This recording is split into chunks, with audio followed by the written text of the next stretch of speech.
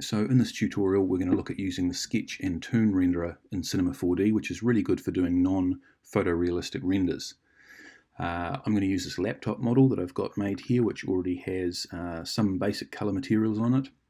As we can see in the Object Manager, it's made of a collection of groups of objects, making up the different parts of it.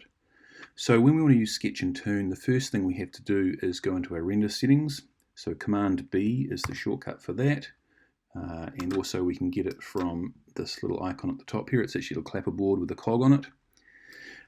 And what's really important about getting the Sketch and Toon renderer working is we have to make sure that we're using the standard renderer, not the physical renderer. So once we've got that renderer set, what I can do in my Object Manager here is I can go to my Create menu, and under Materials I'm going to make a new sketch material. And what we'll see is we get a new sketch material here in our Object Manager, but what you'll also see is we now have a Sketch and Toon effect in our render settings, which is turned on. Now, the important thing about working with Sketch and Toon is that the material that we have in our scene here, this controls the strokes or the outlines that are rendered on all the edges and surfaces of our 3D models. In the Sketch and Toon effect, the shading section here controls the surface of the objects that are going to be rendered with Sketch and Toon. We also have some master controls over here for our lines as well, but generally, as I said, the outlines are controlled by the sketch material, and the surface shading of the objects are controlled by this shading section in our rendering. So now that I've got that Sketch and Toon material turned on, if I hit Shift R and do a test render, what we can see is I've got a Sketch and Toon shaded laptop here, and what I want to do is do some test renders and change some settings and work on this, but I don't want to have to hit Shift R and render to my render view every single time. So what I'm going to do is set up what's called the interactive render region in my scene here. So I'm just going to zoom out a little bit on my laptop there and just position it to one side. And under my render menu at the top here, we can turn on the interactive render region. So what this does is it draws a section of your interface and basically keeps this live. So as you change your materials and your shaders and your settings, it will update as you go. Now I'm just going to shift the corners of this so that it's covering my laptop a little better. It'll update in a second. And what you'll also notice is that the quality of this render is not great.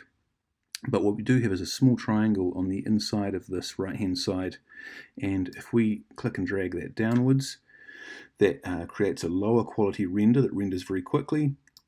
If we drag that further up, we get a better quality render that renders a little slower. So you can fine-tune the speed of your feedback using that little triangle that's in the interface there. So let's have a look at the shading section, which is the surface of the laptop for a start. So if I go to this shading section in my render settings, at the moment we've got a background color which is white. We can change that color here if we want to by picking whatever we want, and that will update shortly. I'll leave that on white. And if we look a little further down, we've also got this object section here, and this is telling Cinema 4D how to render the surface of the objects. At the moment, it's using the background color, which is why we're getting this solid white across everything.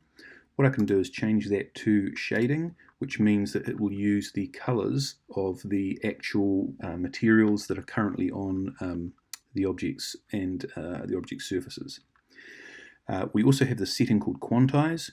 What we're getting here is really sort of a flat shaded illustrative type look. The Quantize setting controls how many tones of any one color we get across the surface. It's a little hard to see what that's doing at the moment, so I'm going to create a light in my scene just to illustrate how the quantize function works.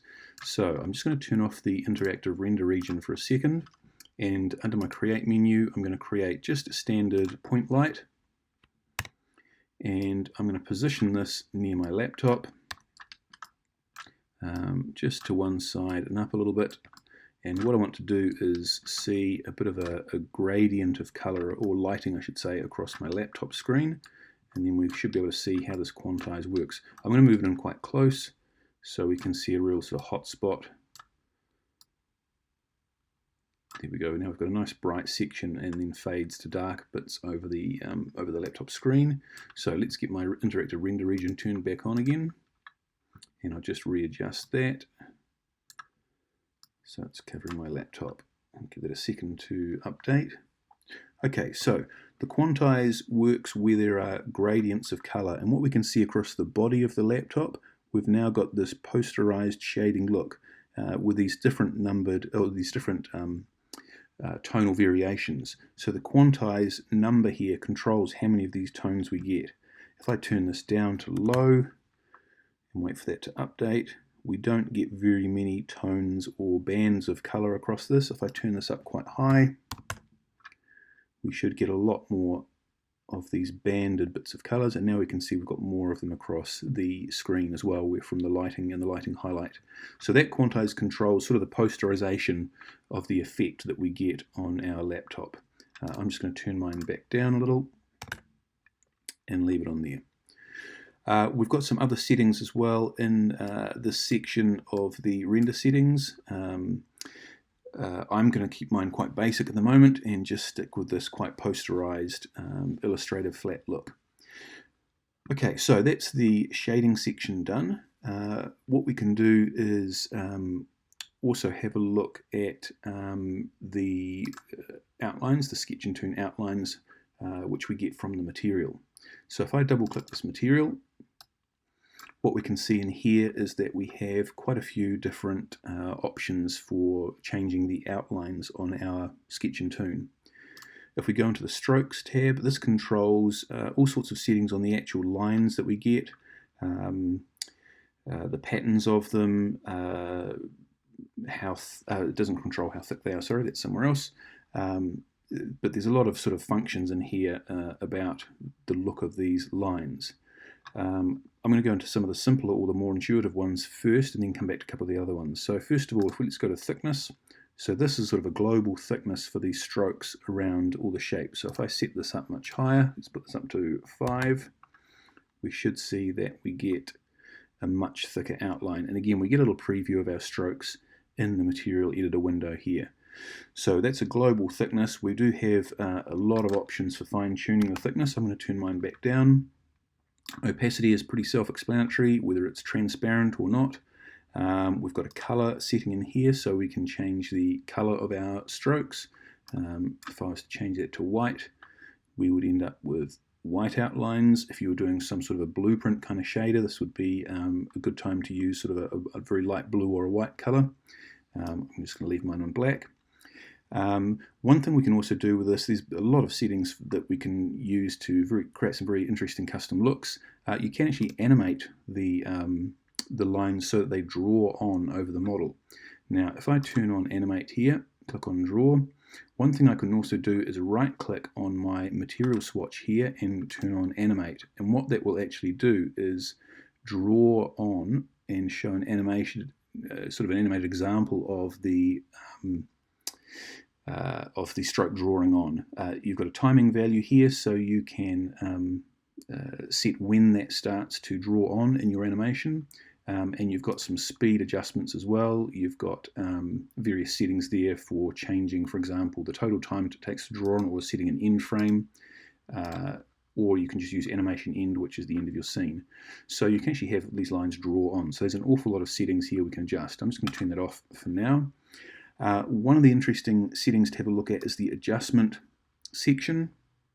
One thing we can do in adjustment is that we can have things like overshoot, where these strokes will actually go beyond the edges of the model. So I'm going to just turn these up quite high so you can see a fairly extreme example of these overshooting. And let's put some variation in these as well. So now we can see some of these lines, instead of ending at the surface, they actually overshoot and shoot way out, and we get a much more sort of a sketchy architectural kind of look. So if you wanted more of an architectural look where it looks like it's been drawn by pencil and the ends of the lines haven't been entirely accurately stopped, the overshoot function is where you could set that up. Let's just turn that down a little bit. So we've got some little wee sketchy bits in there. There's a few other options. If we go to strokes, one of the things that we can do in here is change the pattern of the strokes. So rather than solid lines, for example, now we've got dashed lines. And we've got a whole series of different types of patterns that we can use as our lines. And then, of course, we can change things like their offset and their scale and their size to control all the different looks that we're getting here. So it's a hugely flexible system for creating a lot of variation in your strokes that you're getting here. We've also got a distort section which we can turn on, and what this will do will actually start to create distortions in the stroke. So as you can see here, we've got little ripples now. We can change the scale of those ripples, so let me put that up much higher.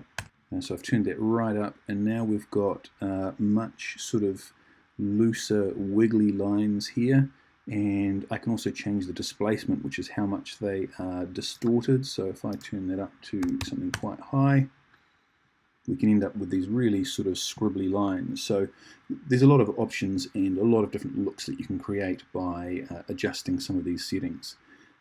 If I go back to the overshoot and maybe turn that back up again, I can get a really scribbly, loosely drawn sort of outline, real messy kind of kids drawing type stuff. So anyway, there's a huge amount of things that you can change in there. And you can really generate a whole lot of very interesting looks by adjusting some of these. I'm just going to turn those settings off.